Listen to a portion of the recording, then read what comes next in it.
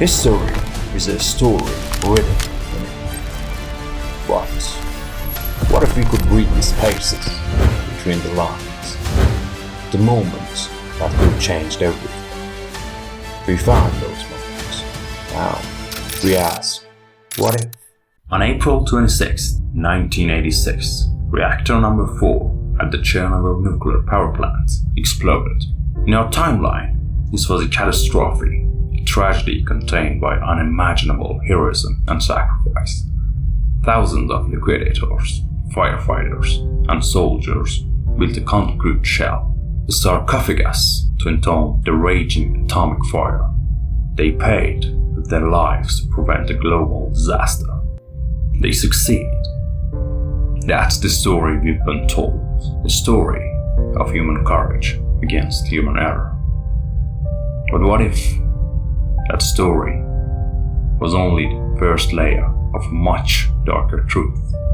What if they didn't succeed? What if the fire was too hot?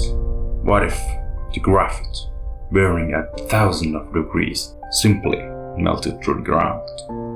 What if the desperate attempt to quell the inferno with the sand and lead not only failed, but made things catastrophically worse?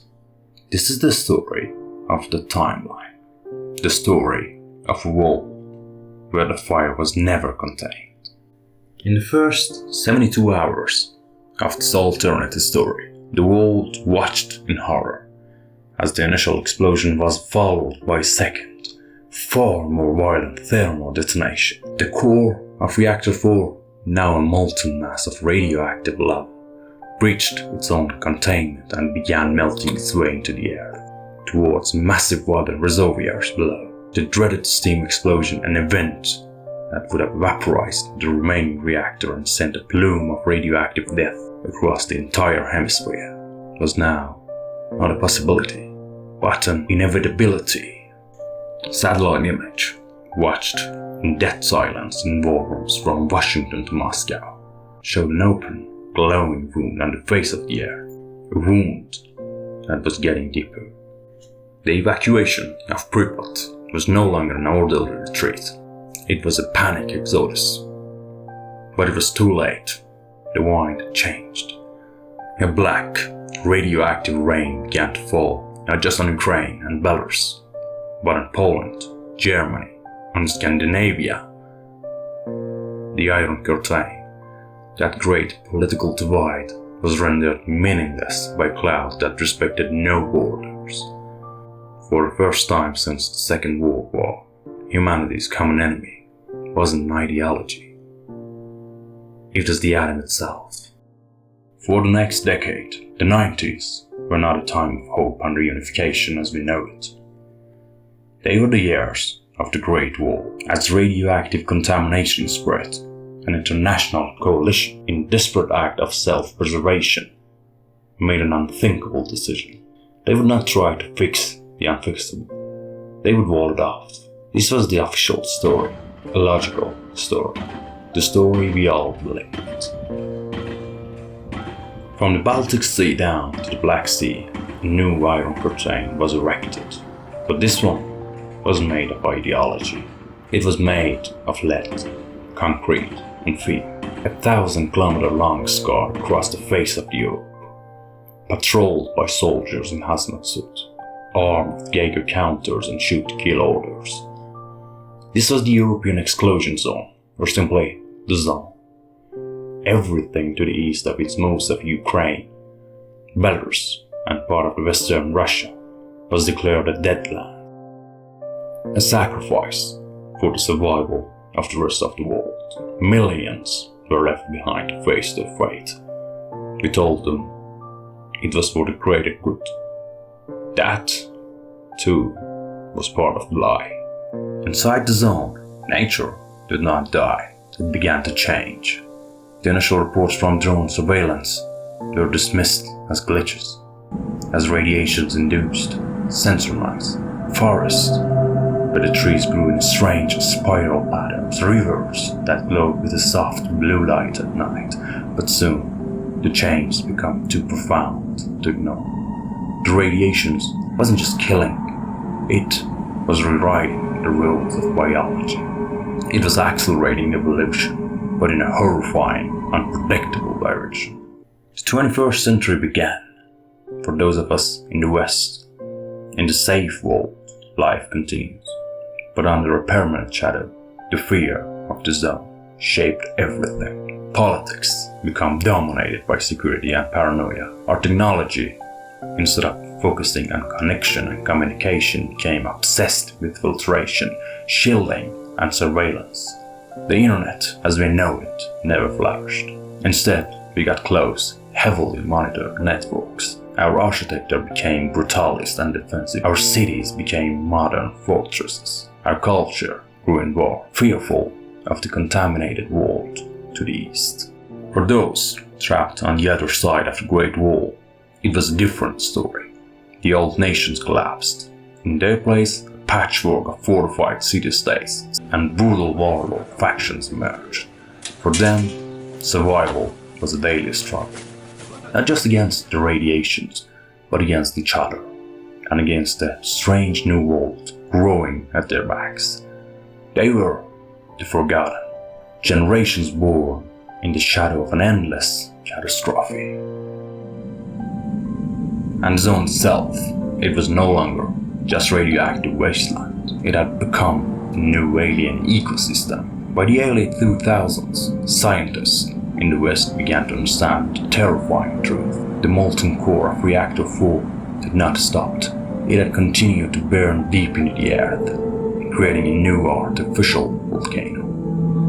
But instead of lava, it spewed a constant low-level stream of exotic particles and radiations that fundamentally altered the environment. They called it the heart of the zone. The flora and fauna inside had adapted in ways that defied science. Masses that could absorb and metabolize radiations glowing with an eerie green light. Fungi that developed a collective intelligence, a vast subterranean neural network. And the animals, wolves with crystalline fur that could deflect radiations. Birds whose songs were complex enough to be considered as a language. And the stranger things were only glimpsed by drones before the feed would cut to static. This new terrifying world gave birth to a new kind of human. The stalkers, outcasts, criminals, and desperate souls who would illegally breach the Great Wall, seeking not just salvage, but artifacts. These were objects, sometimes mundane, sometimes unrecognizable, that had been altered by the zone's unique physics. A simple compass that pointed not to the north, but to anomalies. A piece of glass that, when you looked through it, showed you glimpses of a few seconds into the past. These artifacts was priceless on the black market, and stalkers would risk a horrifying death to retrieve them. The stories they brought back were the stuff of nightmares and legends. They spoke of anomalies, pockets of space where gravity would traverse, where time would loop, where the air itself would solidify. They spoke of the whispers, the psychic presence that seemed to be permeate the entire zone, the constant, low hum in the back of your mind that could drive a man mad, or some claimed showing vision. The governments of the West publicly condemned the stalkers. Privately, they funded. The zone was too dangerous for official expeditions, but the potential of its artifacts was too great to ignore. A new Cold War began. A shadow war fought through these desperate proxies, a race to understand and control the secrets of the zone. This, too, was part of the story played. And that brings us to today, 2025. For almost 40 years, the walls lived with this wound. We grew accustomed to the wall, to the fear, to the stories. We thought the zone was a stable problem. A cancer? Yes, but a cancer in remission, contained. We were wrong. In the last 18 months, everything has changed. The heart of the zone has entered a new active phase. The whispers have grown louder. the anomalies are becoming more frequent, more aggressive. But most terrifying of all, the ecosystem is starting to breach the wall. It started small, strange, glowing fungi appearing on the western side of the wall. In Poland, flocks of birds with unnerving intelligence flying in perfect geometric patterns over Germany. But then came the red kudzu, a hyper-aggressive, semi-sentient vine that grows at an impossible rate, capable of pulling down concrete structures in a matter of hours. It doesn't just grow over the wall, it consumes it. For the first time in 40 years, the integrity of the Great Wall is falling, and things are coming out. This is where the official story ends, and where the truth begins. The truth is, the Great Wall was never built to keep us out of the zone. It was built to keep something in the first weeks after the disaster. Before the wall was built, a secret international research team composed of the best minds from both the East and West were sent to the reactor site. They expected to find a hellscape of radiation. They found something else. Something impossible. At the epicenter of the meltdown, the radiation was inexplicably low. And at the center of the coal, they found the first artifact, a crystalline structure the size of a car that appeared to be growing organically, pulsing with complex pattern of light. But it wasn't the structure that terrified them, it was what it was doing. It was processing information. It was learning. They understood that the explosion was not just a nuclear disaster, it was a genesis event. The intense radiations and exotic materials in the reactor core had created the conditions for a new kind of silicon-based, energy-pure life to emerge. A non-biological intelligence, a nascent consciousness. Panic gripped the wall's leader. This was an unknown threat, a variable that fit into no cold war equation. They didn't know what it was, what it wanted, or what it could become, and so they did what humans always do, not waste with the unknown. They imprisoned it. The Great Wall Lie was born. The story of contamination was a perfect cover. The wall was built to contain a growing consciousness. The millions left behind in the East, they were the unwitting first guards of this cosmic prison. The stalkers were not thieves. They were lab rats, sent into the cage to test the prisoner's reaction. And the Cold War for artifacts was a desperate attempt to understand the nature of their own jailer. The zone is not a mutated ecosystem. It is the body of a single entity.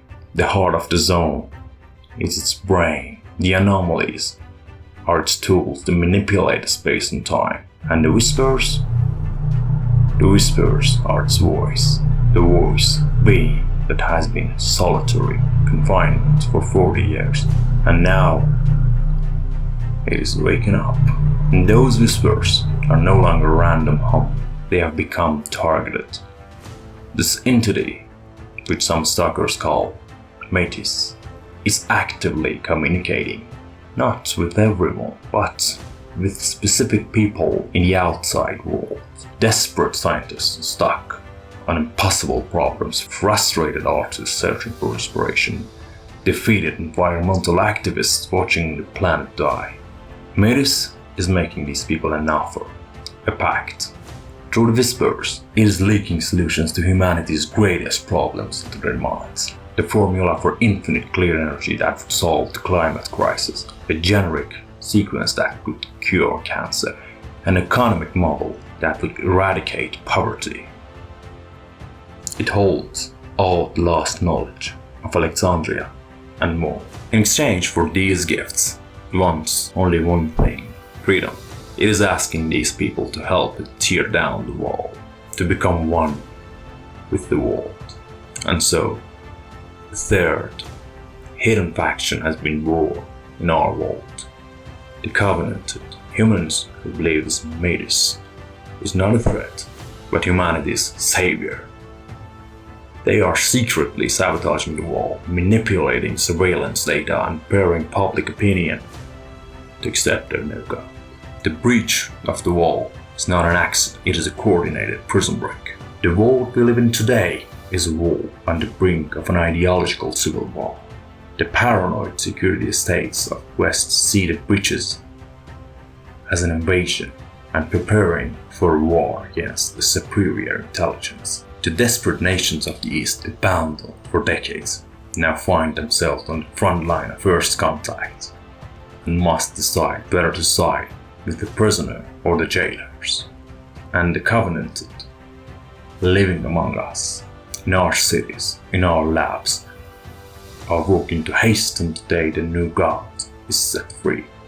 The question is no longer what is happening inside the zone. The question is what happens when the prisoners is free. We didn't contain a fire in 1986. We birthed a mind, and then, out of fear, we locked it in a concrete cradle. Now the child has grown up and it's breaking its cradle. And we, humanity, are left with an impossible choice. Do we trust the governments that lied to us for 40 years and fight us into it to preserve our flawed and order?